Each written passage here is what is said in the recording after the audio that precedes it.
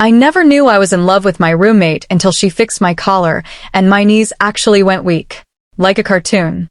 Like a complete and total disaster. Let me back up. I'm Maya, 25. Graphic designer. I've been living with Zara for 11 months, and for 10 and a half of those months, I've been telling myself a very convincing lie. The lie was, you just think she's hot. That's all. It's purely physical. And look, she is hot. Zara is 25, a med student, and she has this annoying habit of looking devastating in gray sweatpants at 8 a.m. while I look like a cursed Victorian ghost. She's all sharp jawline and slower blinks and hands that know exactly where to touch you without asking permission first. But that's not why I'm here telling you this story. I'm telling you this story because of the crumb incident, and then the collar incident. And because I'm an idiot who needed 2 almost kisses to figure out what everyone else already knew. The crumb incident happened last week. I was eating toast over the kitchen sink like an animal. Crumbs everywhere. One of them, a tiny, stupid crumb, had lodged itself at the corner of my bottom lip. I didn't notice. Tara did. She was sitting at the kitchen table, pretending to read a textbook. I know she was pretending because her eyes weren't moving across the page. They were moving across me. She stood up, walked over, didn't say a word. Then she reached out, pressed her thumb right against the corner of my mouth, and dragged it slowly across my bottom lip. Wiped the crumb away like she had every right to be there. Her thumb lingered. A second too long. 2 seconds too long. I didn't pull back. She smiled, went back to her textbook, and I stood there frozen, telling myself, she's just helpful. She's just a tidy person. That's all.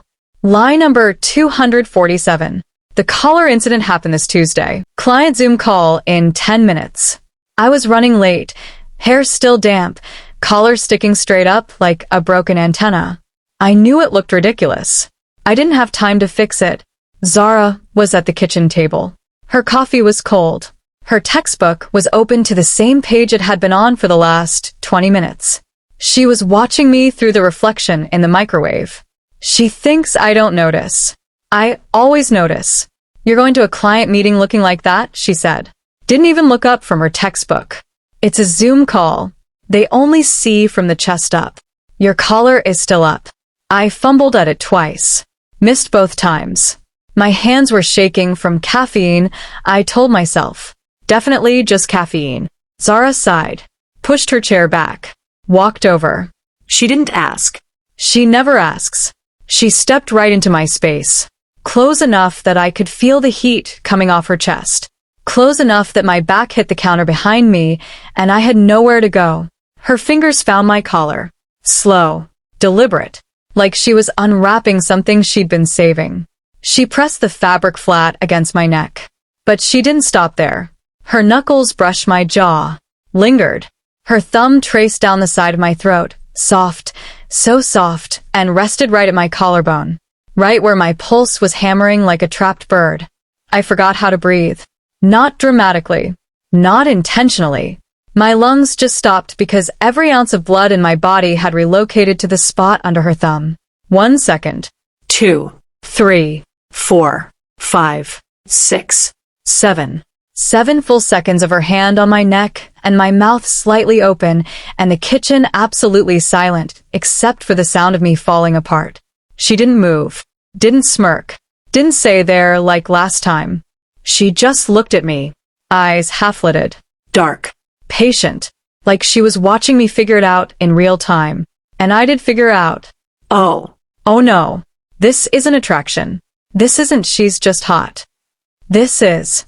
I'm in love with her. The thought hit me so hard I almost laughed out loud. 11 months. 11 months of telling myself lies. 11 months of we're just roommates, and she's just touchy, and I just think she's pretty. No. I'm in love with her.